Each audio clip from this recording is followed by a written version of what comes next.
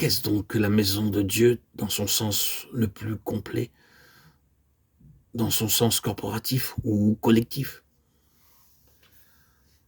Ce sera pour reprendre cette phrase merveilleuse que nous retrouvons presque 200 fois dans le Nouveau Testament, tout ce que signifie en Christ.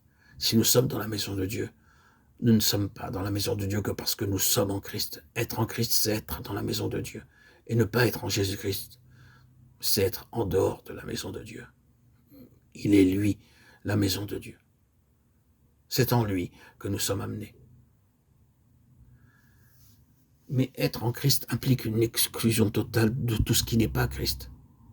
Et dans une méditation précédente, nous nous sommes efforcés de rendre bien clair une chose, c'est le caractère entièrement et absolument autre de Christ, d'avec nous-mêmes. Oui, dans ce que nous sommes de meilleur, combien complètement différent il est de l'homme religieux même.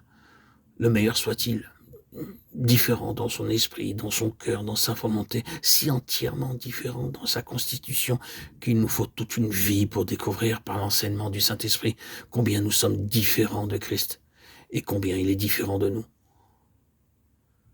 Mais Dieu a marqué cette différence de façon absolue dès le commencement. Il ne faut pas à Dieu la durée d'une vie pour découvrir cette différence. Il la connaît et a par conséquent établi la position absolue à son propre point de vue dès le commencement. Il a dit en fait, la différence entre vous et Christ est si complète et si définitive qu'elle représente la largeur et la profondeur d'une tombe.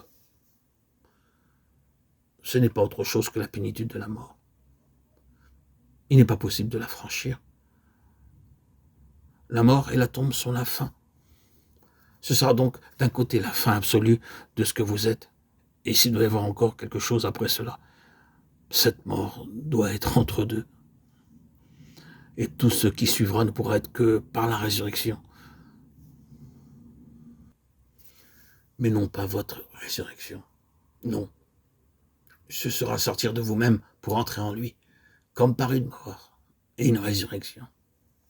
De sorte que dans cette mort, vous êtes considéré comme étant sorti du royaume de ce que vous êtes, même dans le meilleur de vous-même, pour passer dans le royaume de ce qu'il est, lui. La profondeur d'une tombe se trouve entre vous et lui, et il est impossible de la franchir. C'est une fin. C'est là ce que signifie entrer dans la maison de Dieu. En revenant au premier chapitre de Jean, nous remarquons que la vérité nous y est présentée de manière représentative. Elle sera développée plus pleinement et plus clairement plus tard dans le Nouveau Testament lorsque le Saint-Esprit sera venu pour ce but. Il est venu reprendre ce que Christ avait dit pour le révéler dans toute sa signification.